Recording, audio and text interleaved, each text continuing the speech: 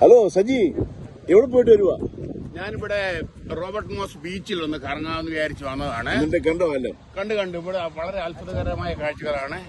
മുന്നിൽ Atlantic ocean, രണ്ട് അനിയന്മാർ ഇടതുവശം വലതുവശം. അനിയന്മാരവിടെ? അത് അനിയൻ ഇത് ചേട്ടനെ രണ്ടാം ഒരുപോലെ ഇരിക്കും ആണെന്നേ പറയത്തുള്ളൂ. ഓക്കെ. എന്താ ഇതിന്റെ പ്രത്യേകത എന്നാ ഇവിടെ?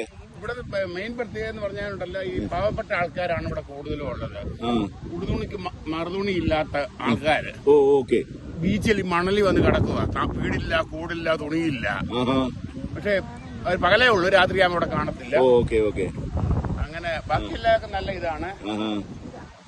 ഇത്രയും അമേരിക്കയിൽ ഇങ്ങനെയും പാവപ്പെട്ട ആൾക്കാർ ഇതുപോലെ ഉണ്ടെന്ന് എനിക്ക് അറിയത്തില്ലായിരുന്നു. Okay, thank you.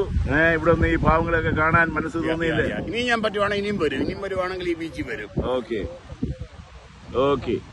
ബൈ. നമസ്കാരം.